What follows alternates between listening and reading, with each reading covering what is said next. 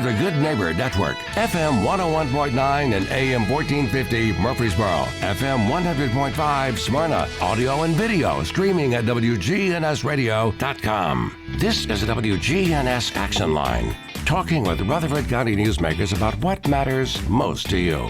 Now, your host, Brian Barrett.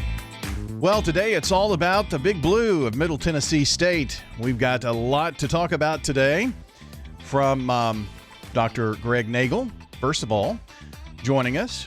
And a little later on, maybe some environmental conversation. That's all straight ahead here this morning. And Career Development Center services all coming up here on the show. But first of all, we welcome in Dr. Nagel, a professor in the MTSU Department of Economics and Finance. Good morning, sir. How are you? Well, good morning to you, Brian. I'm glad to be here. Well, certainly glad to have you today.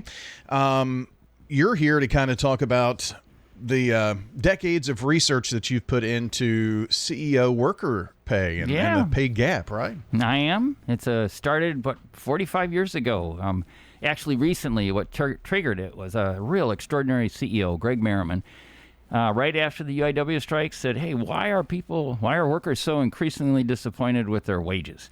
And that really resonated with me. I mean, 45 years ago, I was a co-op student at General Motors, and I saw a massive impact of perceptions of unequal pay, and then undue taking of credit by others, and the cooperation too. And there were amazing impact on outcomes. So that launched my efforts, and it got quite a bit of traction. There was a time with the UIW where I finally realized I was taking some credit I shouldn't, and the result was, real flip. I gone from where they threatened to knife my tires if I touched another tool to where they said, hey, rules for you are suspended. You can do what you want when we're around. I mean, it was amazing when I would give credit, what happened. And then on the other hand, the unfairness or fairness dynamics, whatever, that was a bit stretch for the upper management. So I left in 98 to really research some of these dynamics involving fair pay and fairness and all that. And so this, I guess, research has been published, and you had some, collaboration along the way. Maybe talk about that a bit. Oh, man, yes. The co-author is a wonderful guy, Claudio Fernandez-Araz. I mean, how do you get luck like this? He heard of my research, and then we got a hold of each other, and I mean, he's published probably 20 articles in Harvard Business Review. He's sought by around the world, and anyhow, I had ideas he liked, right? So he teamed up with me on this. It was very hard to publish, and it got into Fortune magazine, and that's where you sort of hear about this right now. It was really neat what the Fortune crew did to make the research come together in a short thing. Yeah, but years of research, years of information put together, and then all of a sudden it happened quickly, it sounds like. Oh, man, yes. And that's kind of, I think, the way the world is, right? You work, and then all of a sudden the pieces come together, and, hey, you get a little bit of traction. And it was really neat. I think what caught Claudio's eye was, hey, for, before 1970, firm value went up real at 6% a year, while CEO pay was virtually flat. And then in 1970, there was workers' pay was going up in that period. 1970 is total flip. Then the CEO pay skyrocketed and the worker pay flattened. And that was when, 1970 was when the Forbes list of 800 highest paid, the scorecard.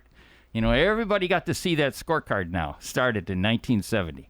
So, hey, I'm underpaid became big deal for those CEOs. And that's when the takeoff launched. And all kinds of things happened then. So where are we today in all of this, do you think?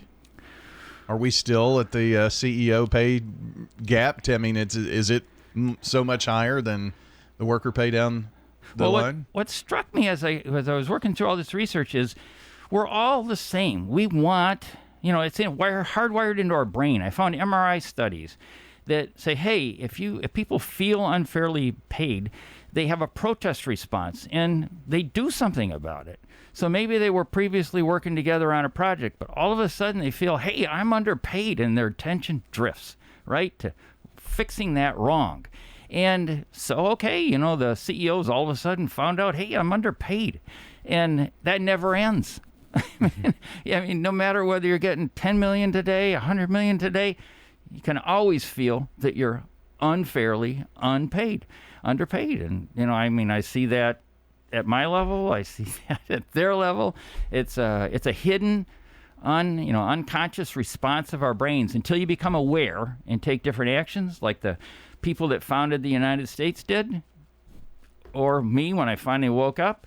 You're just going to keep sort of going on that hidden thing. It's like kids on a cell phone. You don't put any restrictions on them, and man, they're going to be on that thing 20 hours a day. And then they discover on their own, right? Yeah, yeah. You discover the tough outcomes, the outcomes you don't like, which is what I think our founding fathers, the Washingtons, the Franklins of this world, they looked at old Europe, and they said, man, we don't like the misery, the beggars, just incredible divisiveness that we saw over there, and they were enjoying the world that we had over here. And they said, well, we got to change that. And wealth, excessive concentration of wealth is a problem. And it was George Washington, he had his faults, no doubt. But wow, in the history of the world, I've never seen another person who could have taken as much power as he could take and then used the leverage he had to support giving power to others so that the whole nation engaged rather than just his little clique. Yeah. It was just amazing. But step up when, a leader was needed to show the way. I was just watching a documentary about, he fired the first cannon shot that ended the Revolutionary War, but then got out of the way to let, to lead by example even. He led by example, and we can do the same. That's what I finally found. I've read about George, I read about early USA, de Tocqueville, all that, and checked with my aunt who was born in 1900. Is this all fairy tales? And no, it's real. These people collaborated back then, and they gave each other credit and stuff like that. You had to in the farming community, or you wouldn't survive. And I said, well, I'm not in a survival situation, but I can certainly give credit. And that's what I did to the union, and it's like all those problems that I had evaporated. It wasn't a fairy tale. If I can get my head out of the sand, I can get better outcomes. And I think that's, I'm just human. It's like the CEOs. I think they're all good people, reasonably good people like I am. We try to be good. But, man, if you don't know how your brain's working, you're going to be sort of on a path to a difficult outcome. We are talking today with Dr. Greg Nagel, professor in the MTSU Department of Economics and Finance. And the piece in Fortune magazine, when was that published? Oh, man, dates are not my strong suit. But I think it was, April of this year? March, somewhere in there. Okay. Not, very recent, very recent. How long did it take you to put together this information to get it into a magazine like Fortune? Oh my gosh. I've been trying for, since 2005, I've been trying to publish this research. And it cannot go into one of my colleagues who's director of data science at MTSU, was trained at Harvard and then at Berkeley. And he says, Greg, you can never publish this in an academic journal. It violates the tenets that are held to be true. And so, then Claudio, he picked up on it and he says, well, this is true. So at least from his experience. And so he helped me get it published. And so you're talking from 2005 to today to finally get something. The first thing ever. 20 years. 20 years. Yeah. Yeah, it's pretty amazing. But it happened. A little bit of persistence required, but sure. It happened. It would have been easy 20 years ago to say, you know what, it's just not meant to be. There was some persistence along the way by yourself. Yeah. But, I had that experience in General Motors where it was just extraordinary. As a co-op, I built this thing. There were 68 people, engineers, managers, UAW people, tool crib attendants, and they helped me build this thing that Tiffany said maybe 5 people in the world could put together. Before that, it was balsa wood airplanes for me. And wow, it was just, everybody was volunteering. And then I got my first job and it all went away. And that dichotomy just drove me to say, hey, what's going on? I want this back. And that's what fueled me. That's what's been fueling me and will probably till the day I die, is I want that back. What's next?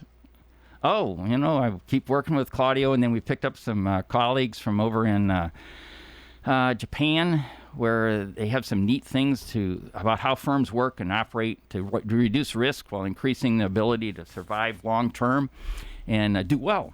And anyhow, we're continuing on with the research, and I work here locally. I keep looking for that opportunity to apply the ideas, and so, hey, I'm working with a guy out right now who's another incredible CEO in Oregon who's, at least listening to me, saying, hey, let's try some of these ideas of giving meaningful credit, not Facebook likes. That's not even the meaningful credit for the UAW back when I was doing it resulted in them getting more respect and more work and being heard, which is really key, that they were heard as opposed to just told what to do, be arms and legs. And I'm not pro or against unions. I just want to know how to work with people that have talent. And they did.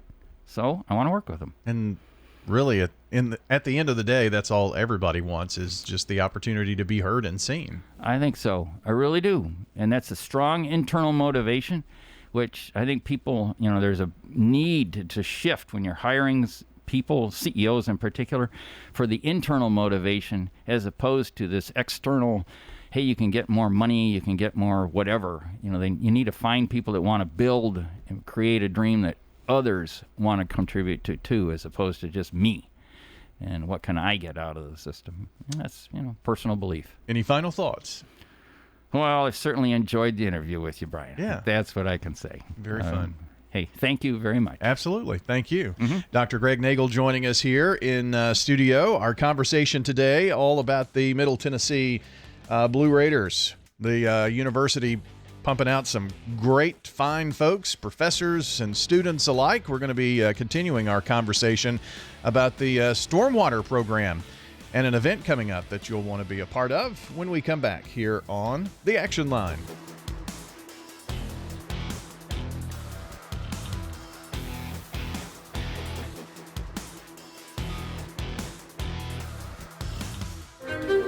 At Middle Tennessee Electric, we see the lines that link us all, illuminating our neighborhoods, empowering our businesses, and helping us to recharge. Because we believe in the power of good energy. Whether it comes from our grids, the sun, or a kind heart. And as your family and our region continue to grow, you can trust that we'll always be there for you. Middle Tennessee Electric, bringing good energy. If your job situation is changing because of layoffs or restructuring, you may have to make several decisions. One important decision may be what to do with your retirement plan. Make sure your retirement stays on track. I'm Lee Colvin, your Edward Jones financial advisor, and I'd like to help. Stop by our office in the Public Shopping Center on South Rutherford Boulevard or give us a call at 615-907-7056 for a face-to-face appointment. Edward Jones, Making Sense of Investing, member SIPC. Good morning. It's a little bit heavier than it was, 65 southbound here at Trinity Lane as traffic makes its way down from the north through Madison. There at Briley on 65 southbound. It's gotten heavier. I-40 westbound coming through the Mount Juliet area on through Hermitage as you continue towards Donaldson. On 40 westbound here up by B&A Airport. Hey, Princess Hot Chicken has new items on the menu. Check them all out today when you order online at princesshotchicken.com. I'm Commander Chuck with your on-time traffic. Hi, this is Amanda from Animal City, inviting your family to come do business with my family. You can find us at 919 Northwest Broad Street here in Murfreesboro. If you prefer your pets small and furry, we've got you covered here at Animal City. Be sure to check out our extensive small animal department located downstairs. Here at Animal City, we are very proud to be family-owned and serving Murfreesboro since 1990. You can find us at 919 Northwest Broad Street here in Murfreesboro, Animal City. Listen each weekday morning at 9 o'clock for the Roundtable here on News Radio WGNS. Interesting hosts and guests with the news, views, and people that are shaping Rutherford County. The Action Line on FM 101.9 and AM 1450 Murfreesboro, FM 100.5 Smyrna. Listen and watch at WGNSradio.com. Our conversation today goes to now the MTSU Civil Engineering and Environmental Services Department. Environmental Specialist Cynthia Allen joins us here this morning. Good morning to you. Good morning. Thanks for having me. Absolutely. So we're going to talk about the Stormwater program, and you've got some community events that are kind of coming up, I think, right? We do, and what a day to talk about stormwater with this rain today, right? So first of all, tell me about the program. So we've had the stormwater program now since 2010, around 2011. And we've been partnering. We've got a co-permit with the city of Murfreesboro, and we provide outreach to the community. So we get to do a lot of really fun community events, and we have a lot of partners that we work with. So we just had one this past Saturday, and we'll have a boat day coming up on this next Saturday with all of our local partners. So we're in the community, and hopefully you get a chance to see us and interact with us. You know, that's a wonderful thing about having a university in such a city of our size here, because it really gives you an opportunity to get some, I guess, real life work here in your area to make a difference too. We do. We have so many great partners, and the students get to come out. We even had a student from Blackman High School who is Emily. She came this weekend. She's hopefully a new stormwater person in the future. She's a sophomore in high school, and she came out to volunteer with us. So we get to interact with a lot of different people in the community, all levels. So yeah. Maybe she'll come to MTSU. Yeah, might as well stay home, right, and keep it local here. Talk about this past weekend's event. It was, I guess, at the Lane Agri Park. Was it part of what was going on? I mean, there's the farmers market and all going on, but a lot of foot traffic through there and a chance to educate.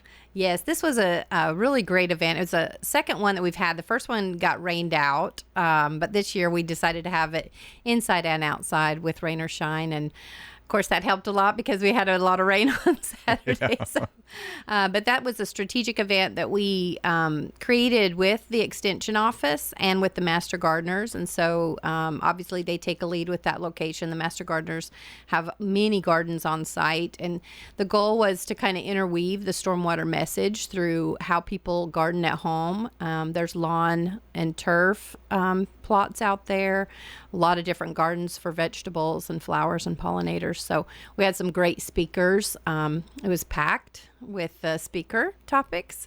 So we really had a great day, even with the rain coming in. So for those who missed that event, and we've got another event to bring up and talk about, but what is that message about coexisting, I guess, and just the stormwater message that you like to get out there to folks? Well, we'd like to say our yards are closer to the rivers than we think, and that in some ways we're all on waterfront property because everything drains to the nearby rivers in our roadways and sometimes from our yards and in our neighborhoods. Anything that goes into a storm drain does not get treated, so it ends up in the local river. And so some of those nutrients and from grass clippings or even leaves or just over fertilization, sometimes pathogens from bacteria with our pet waste. Some of those things can just flow into the river. And so they affect some of the wildlife that lives there and obviously the water quality. So it's just a great time to talk to people about yard work because people are passionate about, gardening. I love gardening. And so it was a nice way to kind of show different things people might be doing that protect water quality and then some things they might not have thought of. Yeah. I would think that it could be difficult at times to share, what goes into your storm drain winds up in the river. It's hard to make that connection, but it's maybe like an aha moment when you do. It is. And one of my favorite things that happened this weekend was one of our master gardeners. She said what really helped her was when you can plug into some of these new tools. Cumberland River Compact has an iCreek that you can put in your zip code and it'll tell you your stream and your water quality.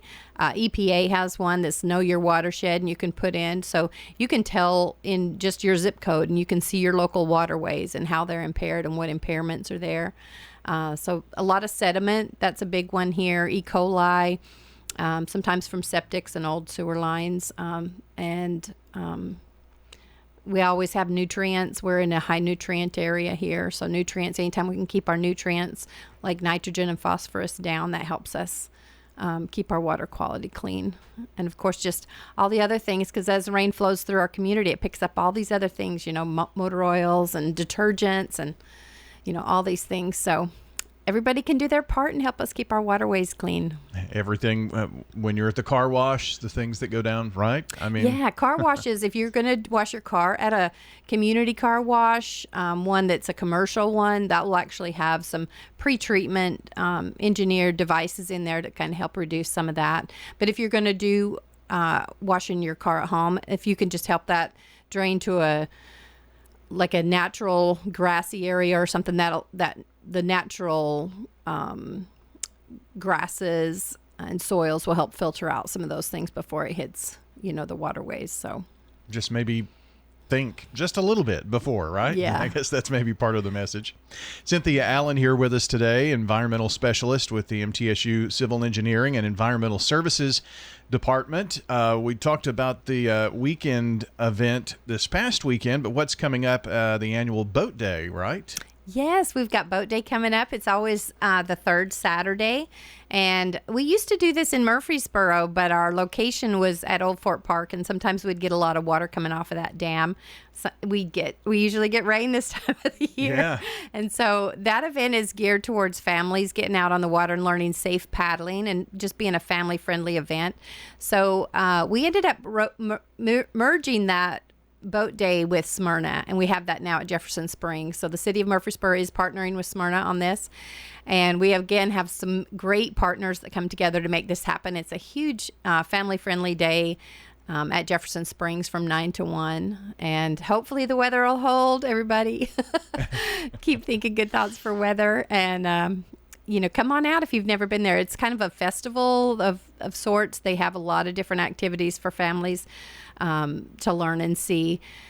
We've got fish coming from TWRA and fish hatcheries. So we have a lot of, other neat things too. But you get you a chance once you get out on the water to learn how to paddle safely. And you can try different types of boats and see how they feel.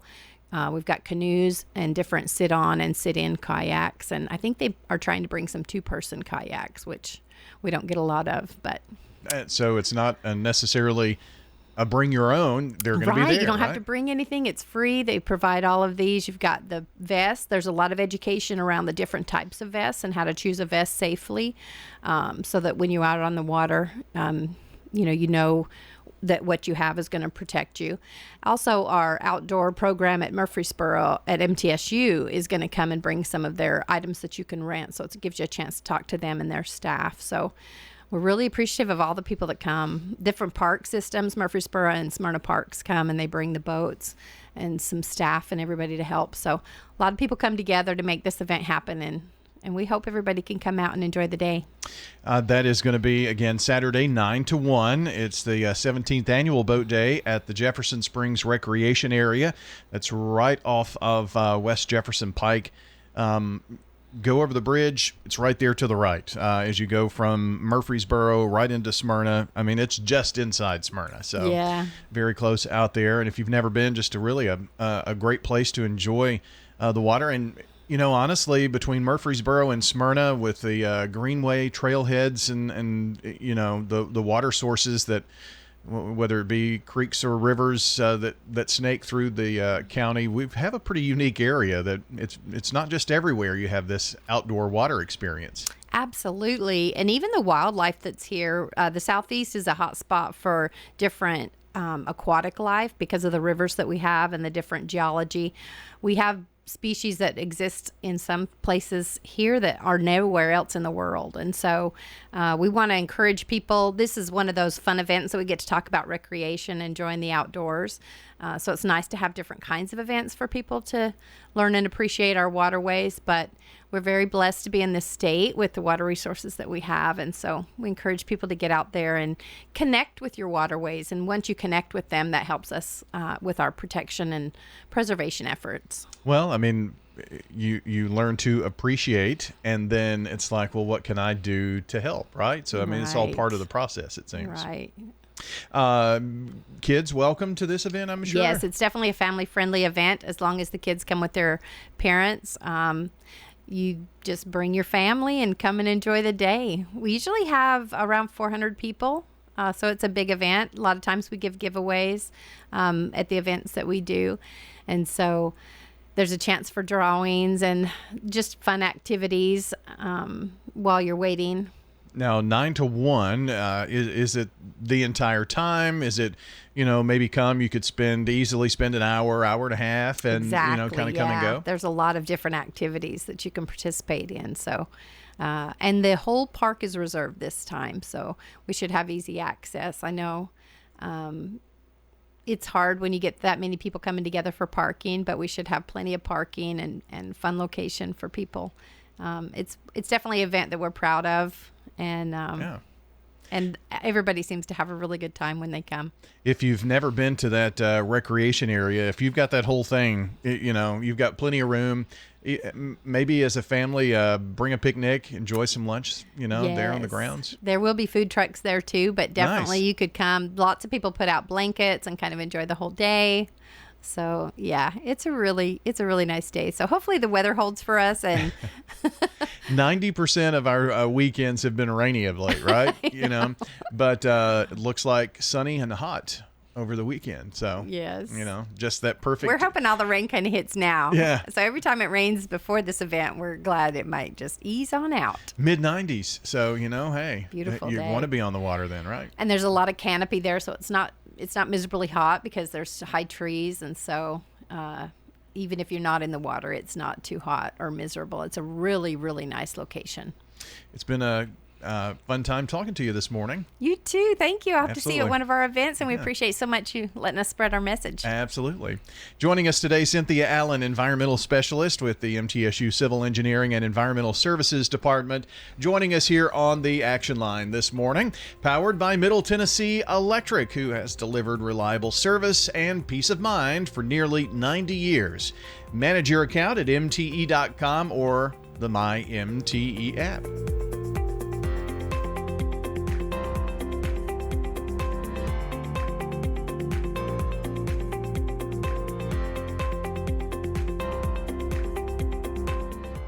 This is Peter Demas, and our family is inviting your family to come eat with us at Demas's restaurant. We really focus on value.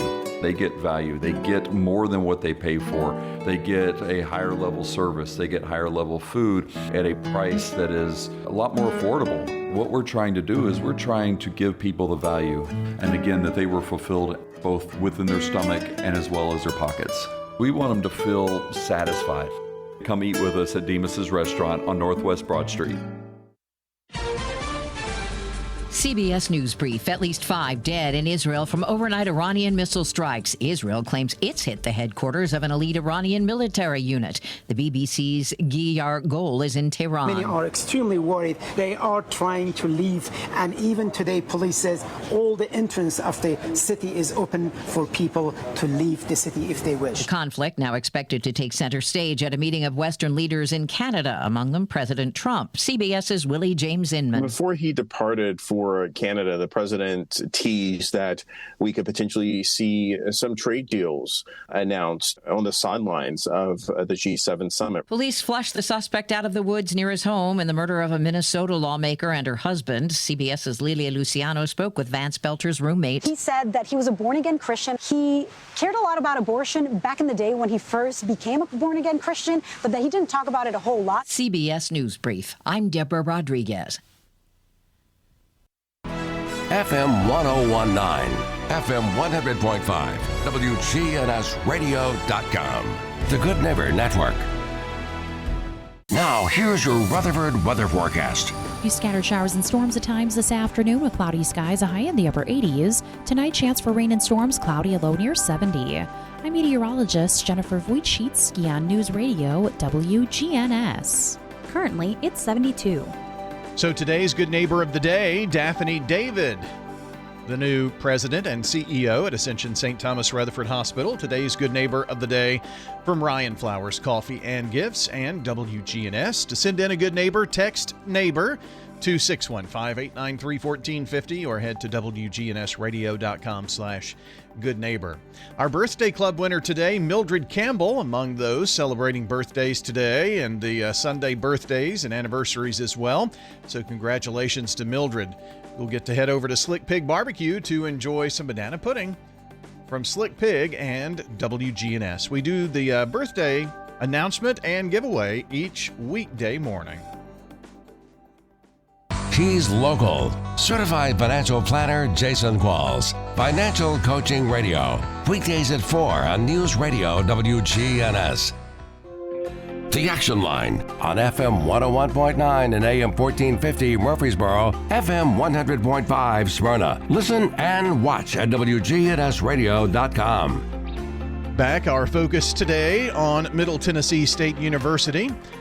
And this morning, we have with us the director of MTSU's Career Development Center, Dr. Becca Moore, joining today, and going to talk about services available to not only students, but alumni. And Dr. Moore, thanks for being here. Pull that mic up real snug to you there.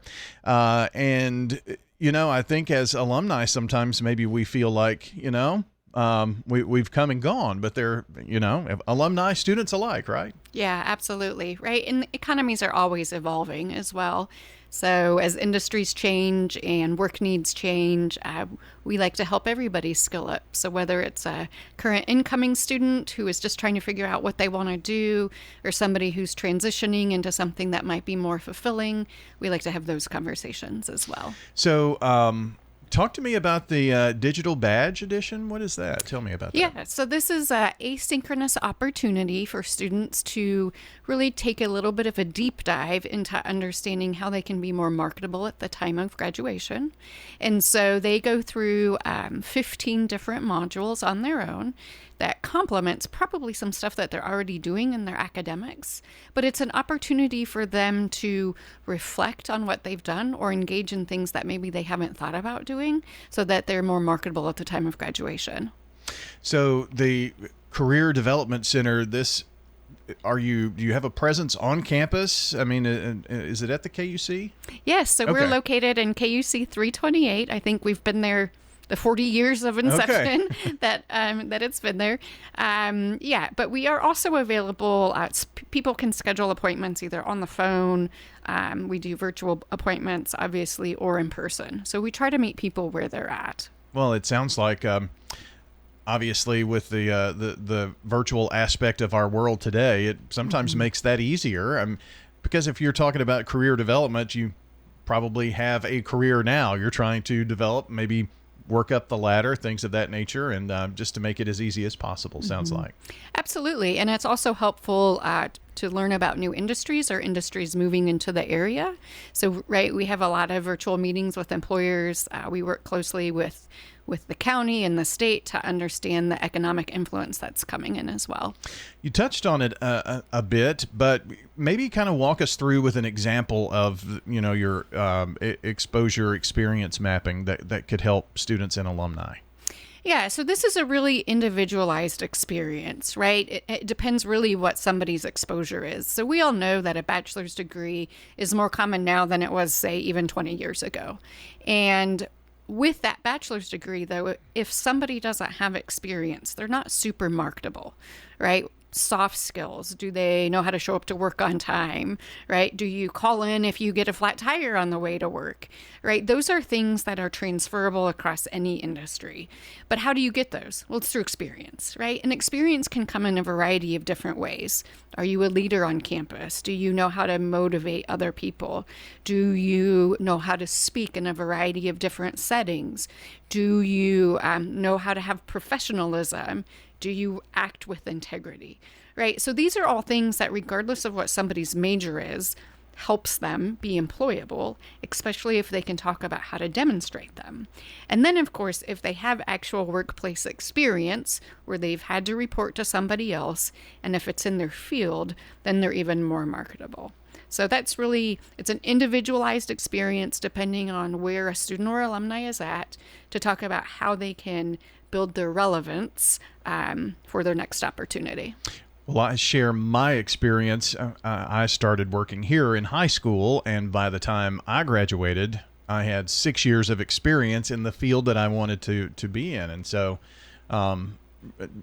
few weeks, maybe 2 weeks after graduating, I had a job at what is now, one of the two largest communications companies. And so when I have the opportunity to talk to students, those who maybe are interviewing for an entry level position, the experience is I know you have to make money to buy that pizza to eat over the weekend, right? But the experience is very valuable too. And sometimes maybe as students, it's hard to see the value in that. But maybe from what you're talking this morning, you can attest to that being a great opportunity. And that's just one example. Absolutely, right. We use the analogy sometimes, right? It's kind of like trying on a hat. Wouldn't it be great when you're in a supportive environment to do an internship 8 to 12 weeks and decide you don't like something, right? That's almost just as valuable than graduating and then stepping foot in something and then realizing as you start your adult life that you don't like something, right? And so there's value in that experience as well. Additionally, it really is a great way for people to just learn how to network, right? I mean, the majority of jobs are found through connections, whether it's completely tied to what you want to do or not. Everybody knows somebody, right? The 6 degrees of separation. And so that aspect is what we try to educate people onto, is even though you've learned that you don't want to do something or you don't want to go into that field, you've made valuable connections of people who want to help you, because innately people want to help other people succeed. Sure. Dr. Becca Moore with us, director of MTSU's Career Development Center. Interesting that you bring that up, because there are so many, whatever your major is, there are so many subsets and jobs that maybe you didn't really think about that could be involved. I don't know. For instance, we were just talking in the previous segment about Stormwater program, but if you're a communications major, maybe it's helping with public relations for the Stormwater program and how those things kind of interact. Sometimes we want to put we can't see the drill down, if you will.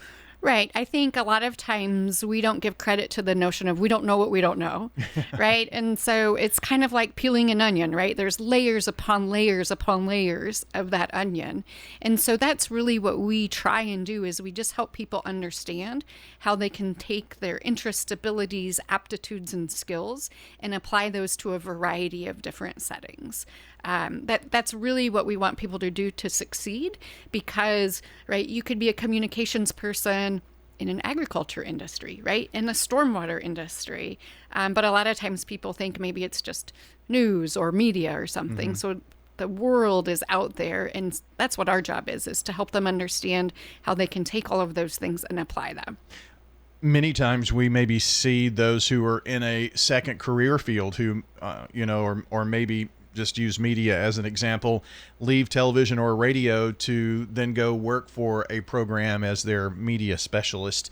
But the fact that they need to know that that's a possibility. I mean, is that what the program helps to do? It's almost like opening our eyes to what the possibilities could be. Yes, absolutely. A great example is I also have the privilege of teaching in the animal science program, right? And I always tell students the first couple of days of class that very few people do not like animals, right? And just because you like animals, does that mean that you know what careers you can do with animals? And oftentimes the number one answer is, well, I'm going to be a veterinarian. Well, the reality is veterinary school there's the fewest amount of veterinary schools of professional schools. So the odds of getting in are very rigorous and very tough, right?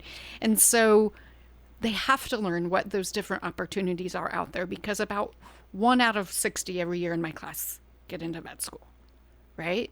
Now, some years might be better than others, but it's not probable that that's going to happen. But they can still work with animals, whether it's through animal control, or like you just mentioned, from a communications, right? There are zoos, aquariums, livestock is a huge industry that a lot of people don't think about, the food industry, right? And so, yeah, it's just increasing awareness about different opportunities for people. And also, we really work with faculty to help students right? If they see us both in a classroom and faculty recommend that they come see us in that partnership that we have with them, that reinforces the value of the opportunities that are available. And then we coordinate a whole bunch of different events to connect students to industry. So the center is there for all majors, students, alumni, everyone, right? Correct. Yes, absolutely. So tell us where we can find the Career Development Center on campus. Yeah, so the Career Development Center is located in the KUC building, room 328, or online at just mtsu.edu/career. And, you know, if you haven't been on campus in a while, if you're an alumni like myself from the 90s, you may want to go on campus just to see how, I mean, the KUC used to be the center of everything, but, you know, now it's shifted a little further down campus a bit, hasn't it? Yep, it's growing and evolving, but we did get a new facelift recently, so so campus is growing, and with that comes a lot of different opportunity. Dr. Becca Moore, thanks for coming in today. Thank you.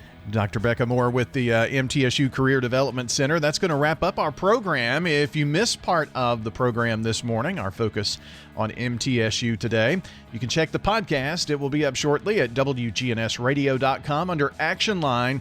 Under the podcast section, look for Action Line, or check it out on Big G TV, Facebook, YouTube, X, and Twitch.